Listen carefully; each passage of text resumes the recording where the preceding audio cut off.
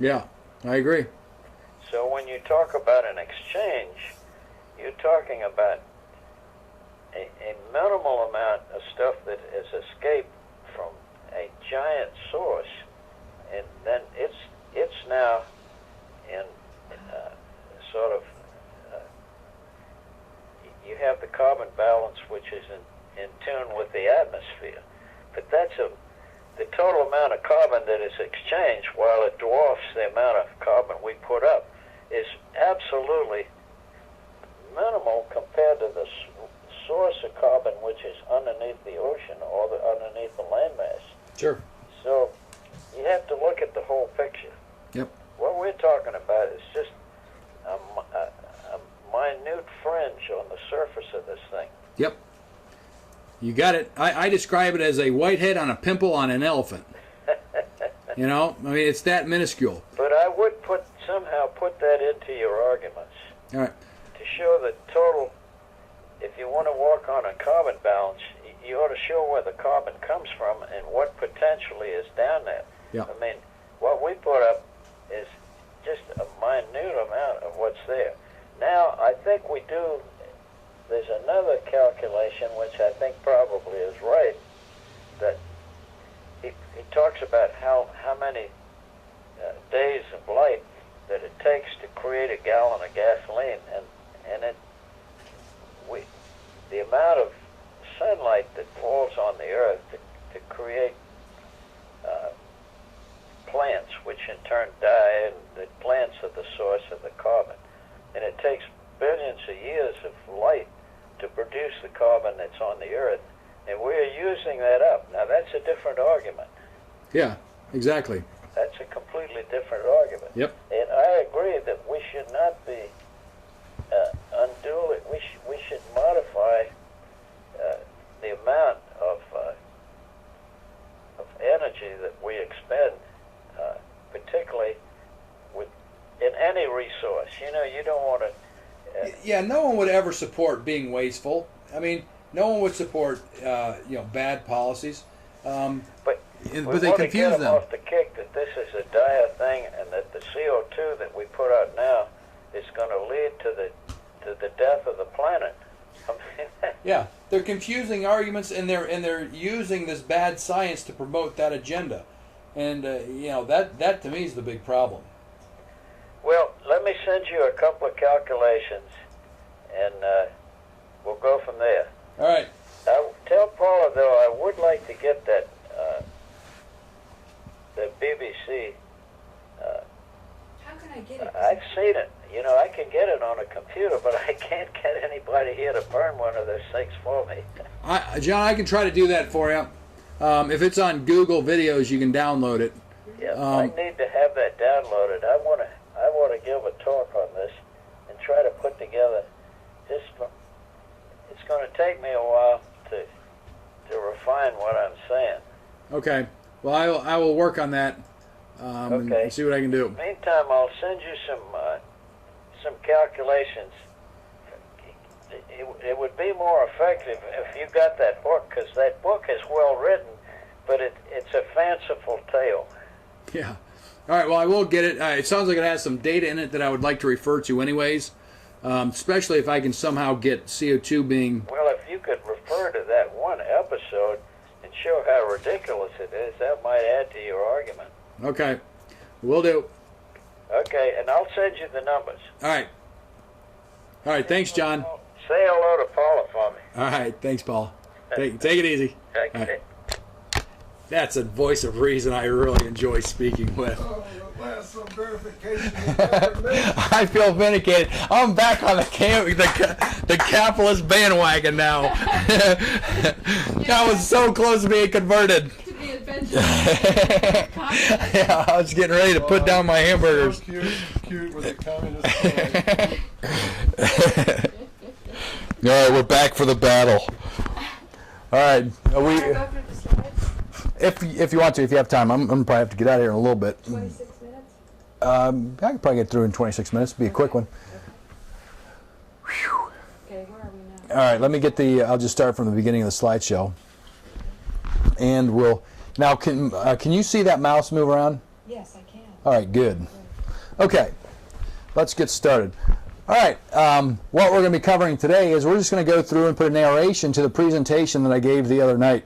This is the first slide that I show, and it says the mind works best when it's open. So what I'm going to do is I'm going to ask you to forget everything you've been taught about global warming. They have a very good head start on this. Everyone has their preconceived notions, but I want you to just sit back and forget that this is global warming and just assume that this is a science lecture. And we're going to go through and take an unbiased look at the science. We're just going to review the chart, and we're just going to simply say and ask ourselves, here's the data.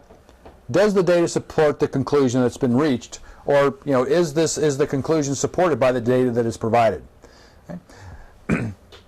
Part of the reason I did this is because every time I looked into this data, I would sit there and say, okay, this is what they're saying, or this is what their conclusion is, but I found that the data really didn't support what they were saying. And so we created a series of videos called Global Warming, Does It Pass the Stink Test? And that's what we're going to ask you to do. When we show you the data, when we show you the conclusion, just ask yourself, does that pass the stink test?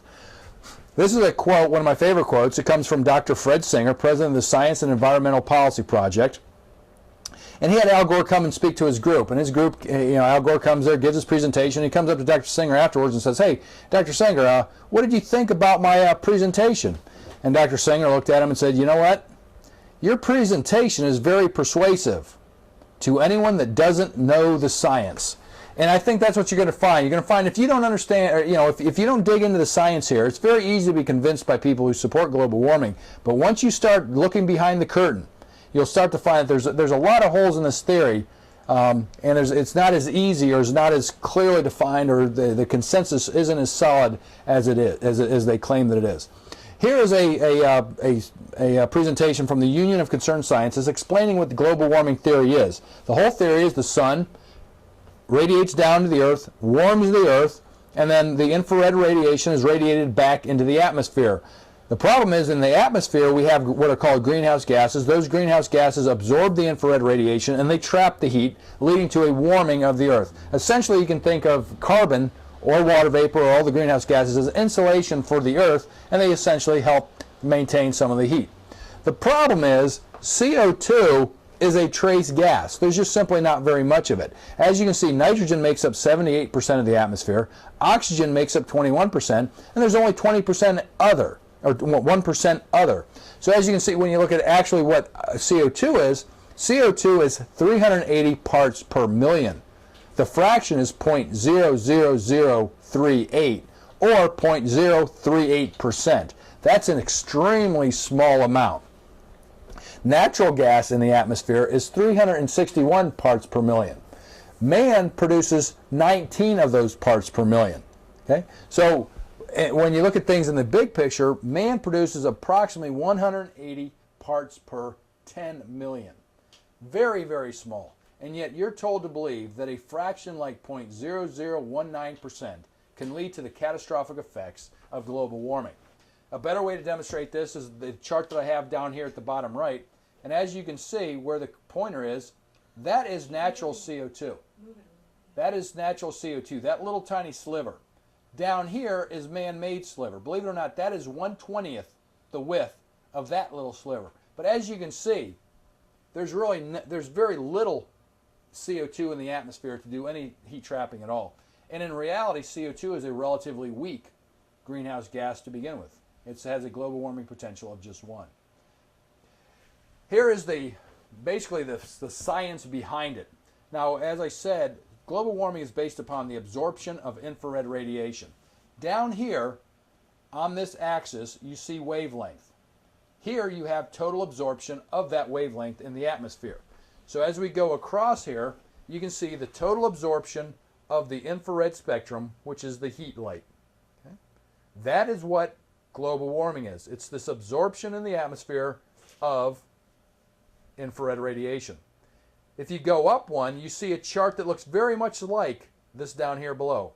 This is the infrared absorption of water vapor. And as you can see, water vapor is almost exactly like total absorption. So you can see, believe it or not, water vapor is by far the most significant greenhouse gas. Rarely are you told that, but clearly from the absorption and the physics and the chemistry and the science behind it, water vapor is the most significant greenhouse gas. That's the one we should be looking at, not CO2. Now this is CO2 right here. And as you can see, CO2 has 3 very narrow bands of infrared absorption. Right here at 2.7, right here at 4.3, and over here at 15. Up here you then have ozone, which absorbs at 10, and we're going to be getting back to that. Then you have nitrous oxide and methane. But clearly you can see CO2 absorbs very little of the infrared spectrum. And as you can see, when you drop this perpendicular down, you can see that this first band at 2.7 is basically negligible because water vapor already absorbs that wavelength, and it absorbs, there's enough water vapor to absorb all the atmospheric infrared to begin with.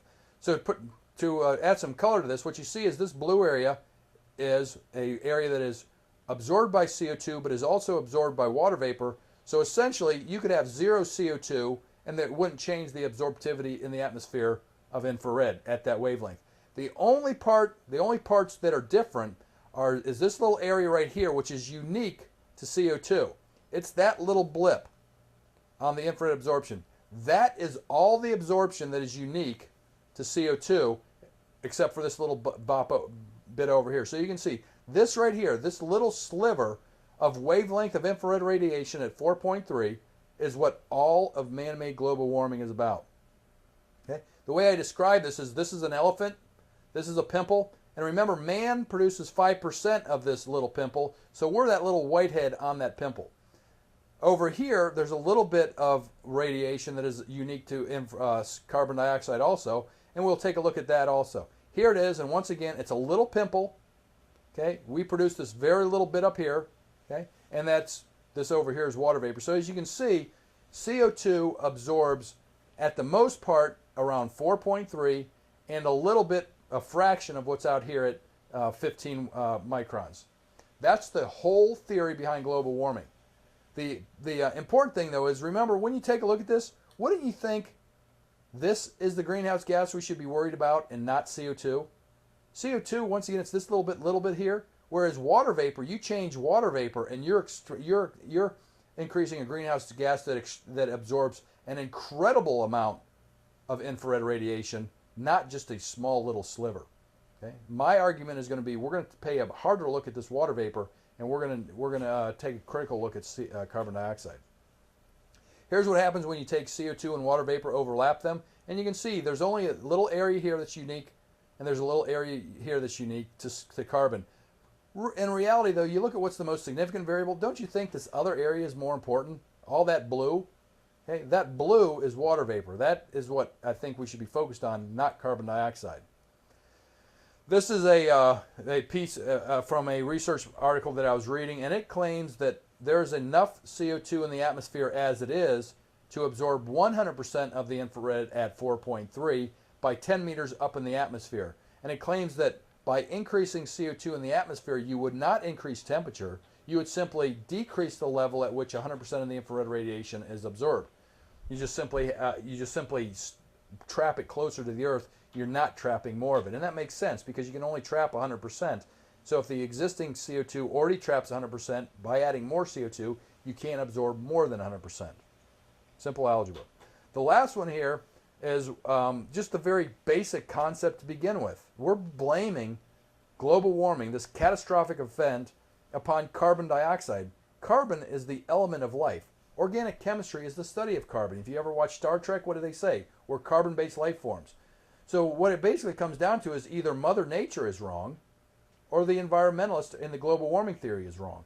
Because it is highly unlikely that Mother Nature would produce carbon to not only create life, but also be the agent of destroying life. But yet that's the theory. This part of the presentation is what I call the smoking guns. And we're going to take a look at the charts that I feel are the best example of the flaws within the global warming theory. Okay? First of all, I brought this one up front because this is in the news as of today. You can see this is May 15th. You can see that there's a California-sized area of ice melts in Antarctica. Okay? Whenever you see this kind of stuff, what they typically do is they point out that more than likely this ice melting is due to global warming. Okay?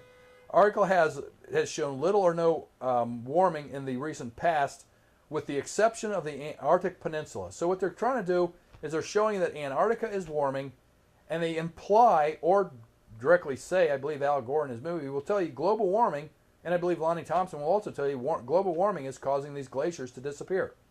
Okay? This is in the news today. Well, let's take a look. Sure enough, if you take a look, there is warming around Antarctica. And as you can see, there's infrared spectrometry shows you that you have warming areas of Antarctica. The problem is global warming is uniform. This shows you very local areas of warming. So a real scientist would look at that and say, wait a minute, there's something else going on here. Carbon dioxide in the atmosphere is causing this problem. If you're gullible, I would say, yeah, that's the solution. But a real scientist is going to look at that and say, wait a minute, you have regional warming, something else is causing this. Take a look here. Here are the volcanoes underneath that area. So what they don't tell you is that California-sized ice shelf just happens to be falling on a chain of volcanoes. If you go to the U.S. Geological Survey, sure enough, you find out that the major volcano down there, Mount Erebus, just happens to be exactly where that ice shelf is melting. Remember that Larsen B shelf? That's right up here by Penguin and Deception volcanoes. So out of both areas where they've claimed that there's melting ice sheets, they fail to tell you that, by the way, it just happens to be on a volcano. Okay? And if you go ask a scientist, and this is what I find interesting about this, you sit there and say, okay, it's logical, the volcano. Well, they'll go out, the press will go out and ask a scientist, and they'll find one that says what? Arctic volcano not melting ice. That's the conclusion. And even in this article, it says it's an active volcano, and you can see the steam coming from it many days. So you've got an active volcano that's releasing steam, and yet it's not melting ice. That's the conclusion of a scientist. I don't know how they reached that conclusion. I'll let you be the judge. More importantly, recently, as you know, the Larsen B ice shelf melted. And this is coming from consensus scientists that they know a great deal about what's going on and that you should trust them. Well, lo and behold, after the Larsen B ice shelf melted or broke off, they decided to actually go study it to find out what could possibly be causing it. Maybe they didn't trust Al Gore's global warming theory. And what did they find? They found an active volcano that they didn't even know about. So these scientists that seem to know an awful lot about weather didn't even know that they were sitting on top of a volcano. And yet that is what is causing the melting of the Larsen B ice shelf. This is a nice web page I put here so that your listeners don't have to take my word for it. And by the way, don't take any of my word for this. I've given this presentation to Gloria, and you can get a copy from her, or if we can find a way we can get it so you can download it off of the internet, because none of this is my original research. This is just research I've put together to paint a story and to tell a story that I feel is a better explanation for global warming. But this web page basically points out it's not global warming, it's ocean warming. And down here at the very bottom, you can see underwater volcanic activity in the Arctic Ocean is far stronger than anyone imagined. And if you go there and click on it, it'll take you and show you that they're finding a lot more activity down there than they knew before.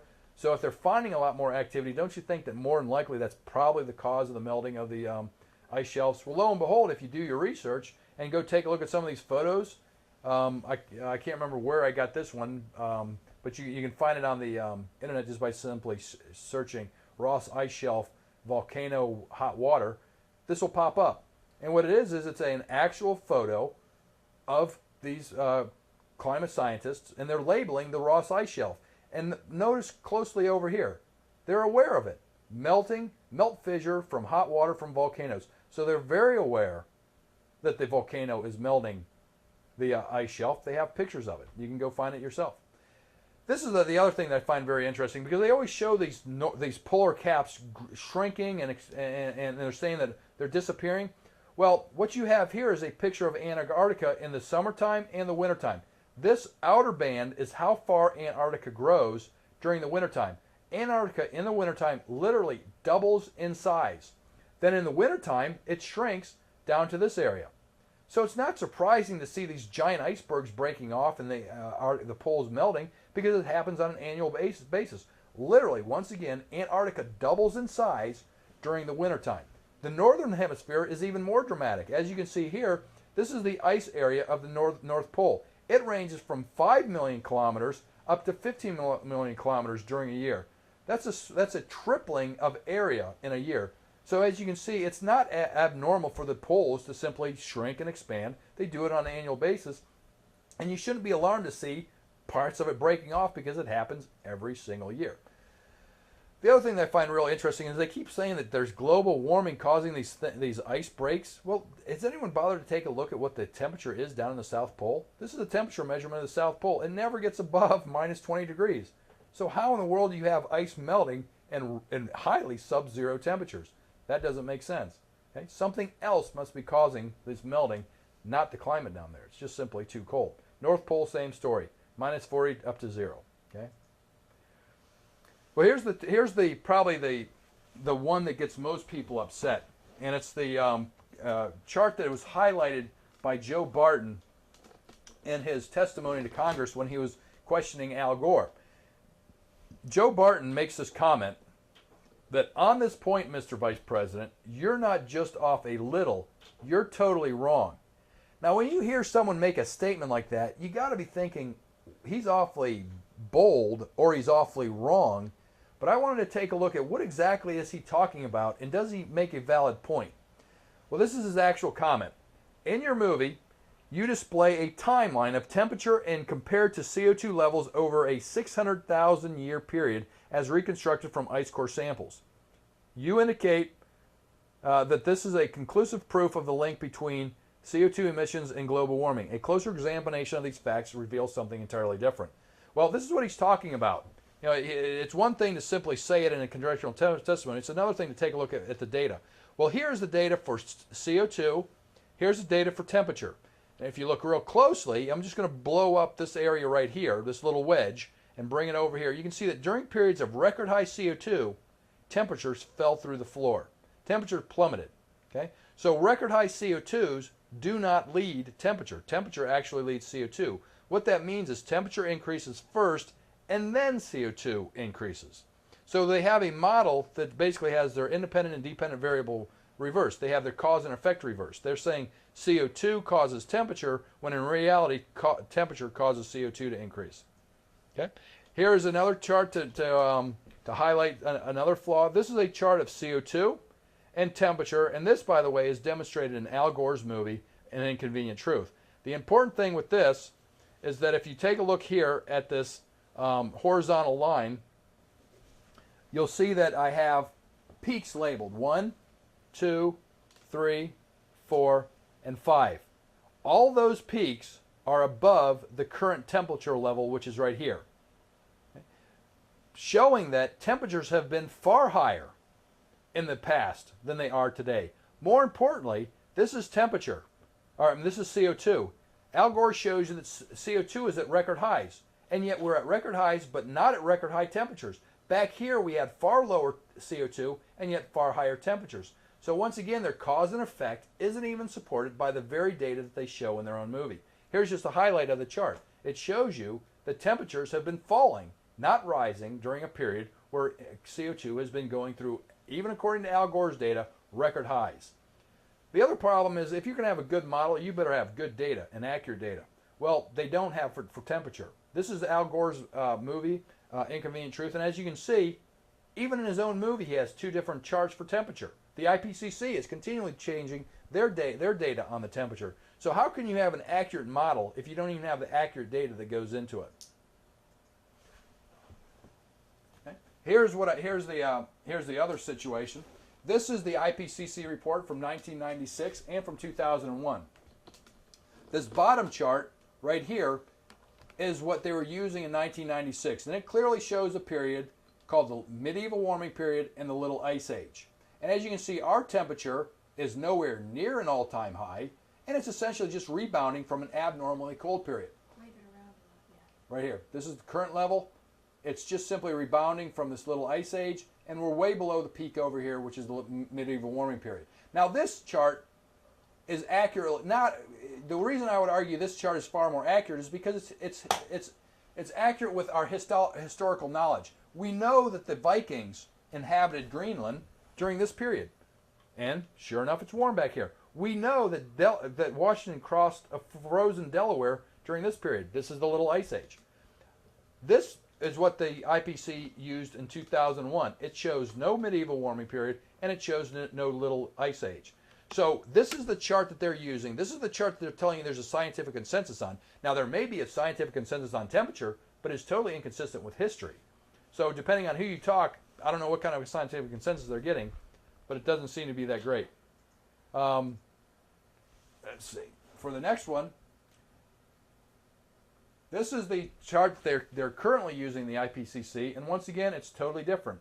So in the last 3 IPCC reports, they've used 3 totally different temperature charts, demonstrating that basically they're using garbage in, garbage out. Until you settle the data for temperature, regardless of what they're doing with their computer models, it's not going to be very accurate. 5 minutes. Okay. This basically just shows you what I'm talking about. Anytime you model something where you have an independent and dependent variable, you have that y equals mx plus b, where y is the dependent variable, x is the independent variable. You can't have this chart to the right, which is CO2, explain a model that would define both these temperature charts. So until you unify or reach a consensus on your temperature data, none of these models, whether it's a computer or not, will make any sense. It's just simply garbage. Okay. The other problem I have is if you just take a look at the very data that they use themselves. If you see, this is this chart of temperature, which is the blue line, and CO2, which is this reddish line, and then this yellow line. The reason it's yellowish and red is because they use ice core data for this period and Mauna Loa data, which is flask data, during this period. And as you can see, during this period, CO2 increased at a very slow rate up until about 1960. Then when they switched to Mauna Loa data, which is the first suspicious thing, the CO2 accelerated. So as you can see, a flat slope and then a very sharp slope. The problem with it is the temperature slope during this period of temperature is this red arrow. Okay. During the period of 1940 to 1980, temperatures actually fell, and that was during a period of increasing CO2. Then temperatures began to pick up again. If you notice, though, this red arrow is parallel to this red arrow. So as you can see, the temperature increase before this period was exactly the same rate of increase here, and yet the CO2 was increasing at a much greater rate. So what that means is a rapidly increasing CO2 did not lead to a rapidly increasing temperature. Temperature was increasing at this rate before, it increased at the same rate afterwards. So CO2 did not seem to impact the rate of ascent of temperature. The other thing is that chart, as you saw, CO2 didn't fit it very well. Well, they're using proxy data from Mauna Loa and ice core. There's another way to measure it, though. Just simply go do an air grab sample. Go sample the CO2 in the air. Well, when they do that, what you do is you see that CO2 tracks temperature much better. But the problem when you use the direct measurement of CO2 is that it shows that we're nowhere near an all-time high. Al Gore likes to show you an all-time high, but if you use direct measurements by simply air grab samples, you can see that we're nowhere near an all-time high, which was formed back in about 1940. So once again, depending on what type of data you choose to use, you can create a totally different story. This is just a highlight on what I'm talking about when I say the ice core data. You have ice core data back here, and then you have Mauna Loa data here. So you have data from the South Pole here, and then you have data from the equatorial zone here, and you're putting them two together and acting as if that's one continual data source. That to me is a problem. How many more minutes? 2. Okay. Well, want me to stop now or keep going? All right. Well, this is the other smoking gun. This is CO2. This is temperature, and this is solar output. Now, clearly, you can see that solar output correlates very well with temperature. CO2 doesn't correlate really at all. Here's another example of temperature and solar output. So as you can see, the sun and water vapor, from what I've demonstrated so far, is more likely the cause than CO2. CO2 and temperature just simply aren't correlated. And what correlation you do have, temperature leads CO2, it doesn't lag it. Okay. This is just simply a demonstration of how the sun, it's called the Stefan-Boltzmann constant. And you can see down here at the very bottom it says, in other words, the temperature of the Earth only depends on the surface temperature of the sun, the radius of the sun, and the distance between the Earth and the sun, clearly pointing out that the sun is by far the most significant factor as far as global warming. Now this is Mars. You want to say something about Mars? You have a minute.